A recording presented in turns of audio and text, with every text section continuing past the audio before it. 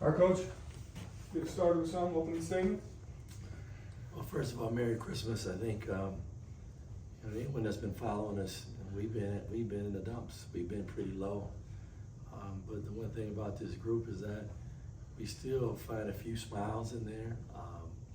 Yeah, there's some tough moments, but it's all about persevering. And tonight was, I think, an example of that. We didn't start off great at home, but we recovered and we persevered. I'm just proud of the group. Obviously, I'm very proud of them.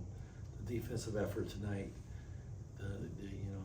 There's some key stats that we'll get to a little bit, but I'm just proud that these guys were able to get themselves off of the canvas and respond tonight in front of the home crowd. Merry Christmas. Yeah. Speaking a little bit on that, obviously 2 tough losses on the road, and then you come out and it just looked a little lethargic. It looked like, we were kind of just tired and not really into it. What goes into kind of flipping that around while you're in a game, right? You had that early timeout. Well, what are you saying in that timeout to be like, hey, we still got to lock in, we still can win this game, we're at home, let's put on a show? Maybe the fact that I couldn't say very much might have helped. No, all year we've been like this. All year we've been flat at times. All year we've been really good at times.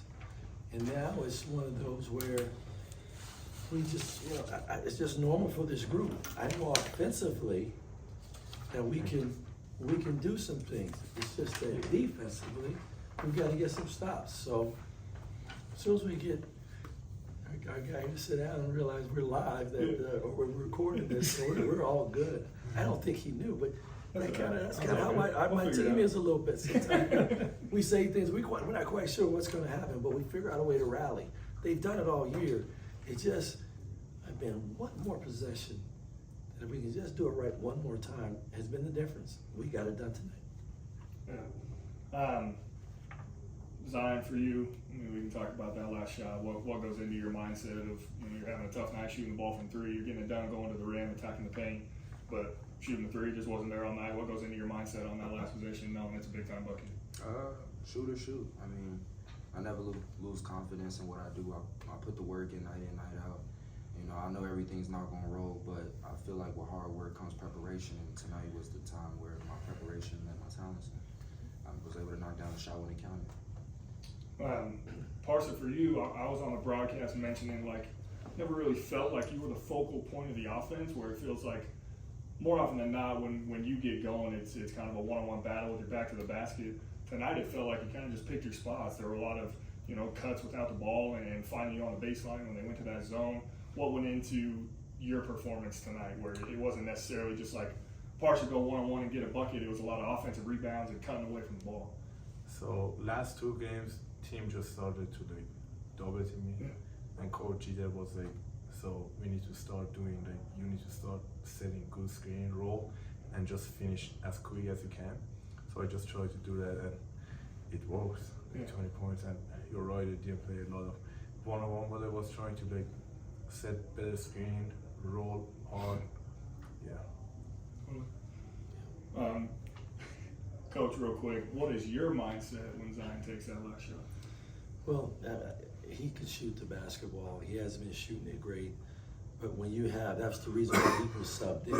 So there are times where him and Sibley are kind of we're going offense, defense, and so he was in there to make the shot. I mean, I have confidence in his ability to shoot it. It's just the timing of it. Those shots go in late on the shot clock. I believe that. Yeah. The early ones, I don't buy into that as much, but so it happened, and I'm glad for him, because 0 for 5 tonight would have been 0 for 6. We might not be sitting here, so I'm glad he went 1 for 6. That we'll take that. Coach, coming out of the first half, one of the big things that kind of sparked that run to kind of take us back into the lead was getting the big guys from Middle Tennessee out of the game. Was that kind of part of the game plan, or was that just kind of something that came with the offensive attack coming into the second half?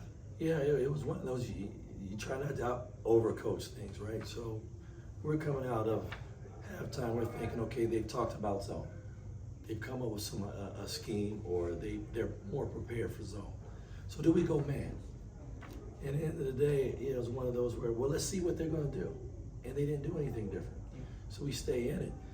And then the same thing on the offensive side. When they went, not try to get too cute and do too many things. And then we were starting to do some of that, trying to set screens, get two shooters away, do things like that.